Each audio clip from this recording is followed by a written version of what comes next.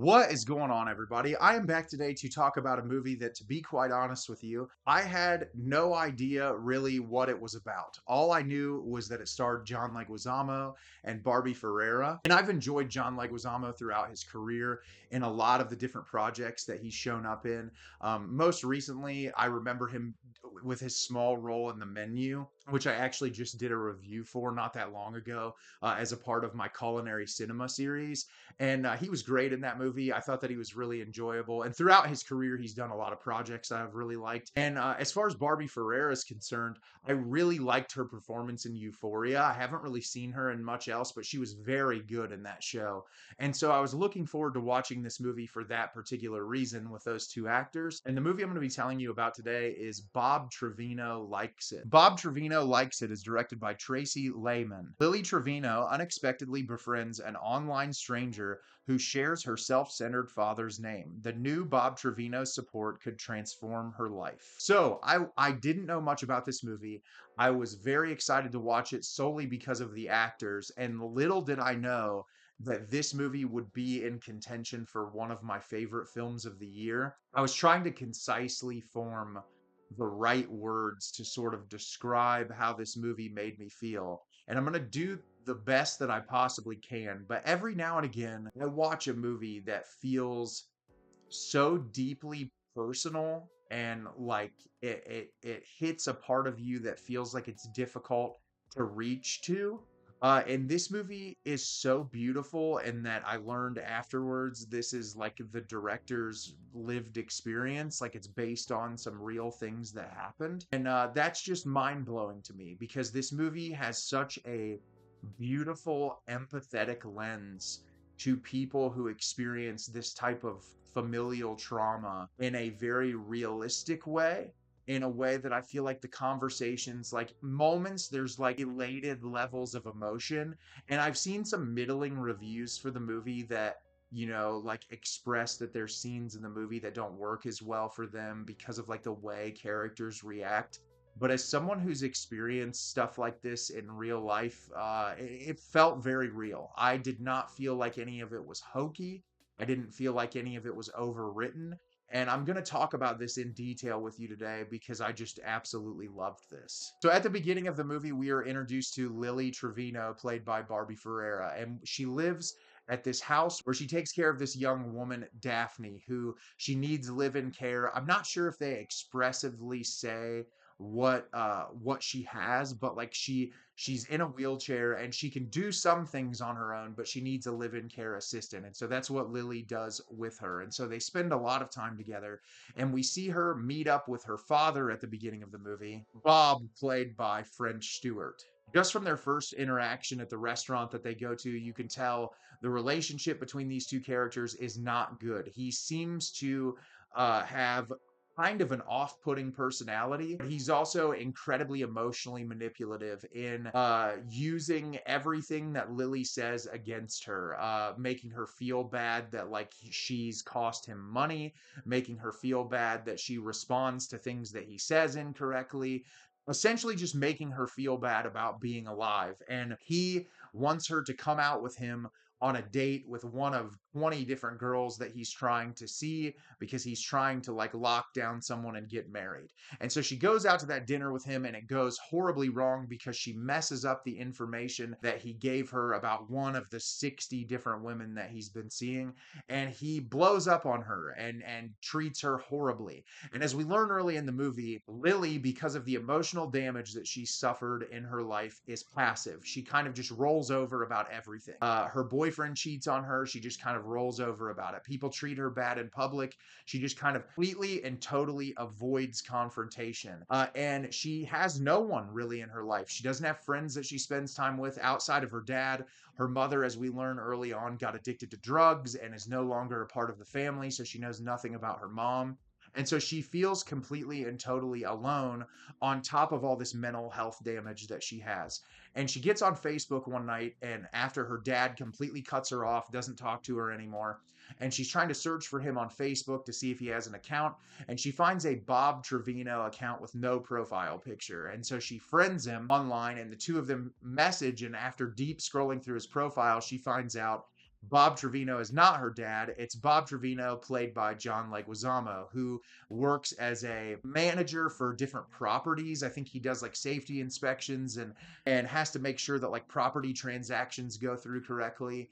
And he lives at home with his wife, who is a scrapbooker. And you can tell something has happened in their relationship where they love each other, but there's some kind of like break between the two of them. They're not as close as they possibly can be. And so Bob and Lily start talking on Facebook, and eventually they meet. And the movie is about the unlikely relationship between these two essentially complete strangers who come together in each other's lives in a moment where they need each other. So, like I said, this is one of the best movies that I've watched all year long, and there are a multitude of reasons for that. For starters, Barbie Ferreira and John Leguizamo's performances in this movie are fantastic.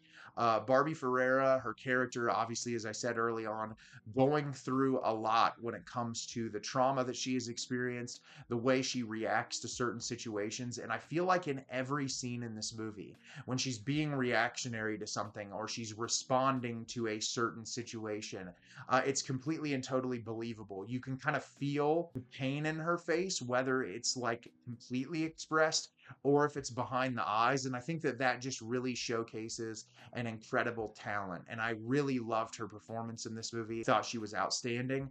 John Leguizamo is also phenomenal in this movie. And I feel like so much about his character is through like the quiet moments with him. Like he has some really great dialogue, but I feel like his bodily response and the way that he responds to certain situations, it's just really beautiful. You can kind of feel the trauma that he has experienced throughout the past several years, just through his face and like the optimism that he tries to have amidst like all of the pain that he has gone through in his adult life. It really translates well, and I think these two actors play on screen together so very well. And I loved their chemistry, and I really think they're a large part of why this film succeeds. And French Stewart, surprisingly, he plays the horrible dad very well. I feel like there were some moments in this, especially towards the end, when he was getting more and more manipulative, that it was like very difficult to watch, like really, really hard to watch. And his performance is a large part of that.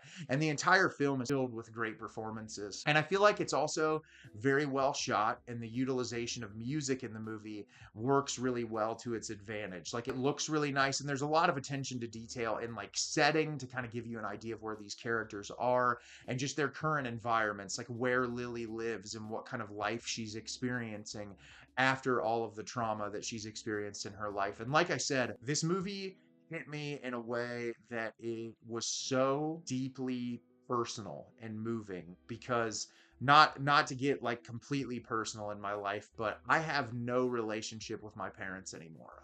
My mom and dad have both made decisions in their life that they decided their own best interests, and the decisions that they make that have harmed other people were more important than formulating relationships with their own kids. And I've seen it throughout my entire life. The decisions that they made, my father especially, the decisions that he's made in his life that were self-destructive, the lies that he told, the manipulations that he's had mentally to make you feel bad about something that he's done.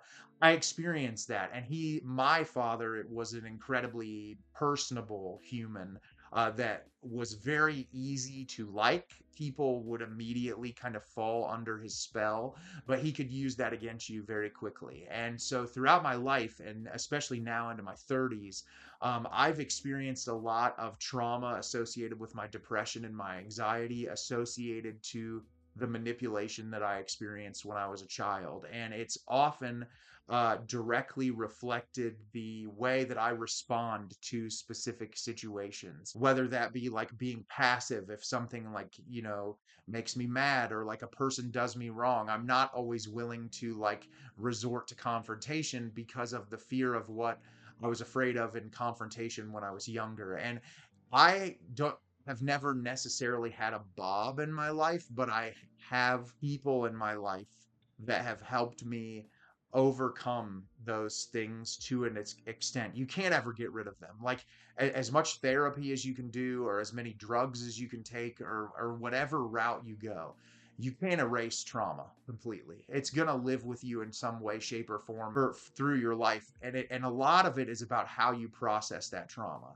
And what got me so much about this movie is that human beings in this world, I feel like the one thing that they should not have to deal with is the people in their lives that are supposed to be the ones that love you unconditionally because they're your family should be the last ones that cause you sustainable harm for the remainder of your life. You should not have to live with pain and suffering and trauma because of the actions of another human being. And it's just the sad fact of the world that we live in. Parents are placed on this pedestal because of the fact that they're your mom and dad and they're supposed to like be the people who love you. They're just people. And that's the sad fact of the reality is that they are capable of screwing up, they are capable of manipulating you, and they are capable of being awful to you. And what this movie does so beautifully is showcase a man who has gone through a horrible experience in his life, which I don't want to go into detail because it's such a big part of the movie, but he has decided in his own life to just try to bring joy and positivity forward. And he meets this girl who he sees has no self confidence, has no friends or family or ability to build herself up. And so when she expresses specific things that have caused her trauma in her life, he attacks those situations specifically and turns them around so that maybe she can have a good association with the thing that has caused her so much pain for so long. And I truly like, as a person who has empathy and love and compassion for other people, I could not stop crying through like half of this movie. I just think this director has conveyed something so deeply near and dear to me and that I think is so important to so many people who have experienced the same types of things that I've experienced and that the lead character has experienced. And I just haven't seen a movie that tackles this type of subject matter. Like there's broken parents and like those types of things have been challenged throughout film, but like the specific nature of one person who is a complete stranger utilizing acts of kindness to try to help someone overcome their, crippling mental illness and the trauma that they've experienced. Like it's just done with such love and care in every single frame. And then the experience that Bob has is brought to the forefront. And I just think showcasing how we as people are so incredibly broken because of the experiences that we live, and all we need in this world is for someone to care. And it's sad to think that, but it's true. Like if people cared more and reached out more and just loved people more, the world wouldn't be such a broken place. And I think that's in large part to why the United States especially is so broken, because the people in charge don't care. They don't care about people. They don't care about every single human being. They don't care about the lived experiences of others. They care about their own best interests, similar to the father in this film. And I just wish that people could take the lessons from movies like this and apply it to day-to-day life so that the world that we live in could be a better place. And I just think that this is a remarkable movie. I want to watch it again tomorrow. Like it really impacted me to that level. And I think you should watch it immediately. It's one of my favorite things I've watched all year long. It's going to be really difficult to top because of how incredible it is. And I hope that you enjoy it when you watch it. So have you seen Bob Trevino Likes It? Did you love it? Did you hate it? Leave me a comment down below and let me know what you thought. I thought this movie was incredible. I hope that you get an opportunity to watch it because it is amazing. As always, if you can like the video and subscribe to the channel, helps me out a lot and lets me know the type of content you're looking for. I'm always putting out new material and look forward to getting more out for you in the near future. And as always, everyone, thank you so much for watching and have a great rest of your day.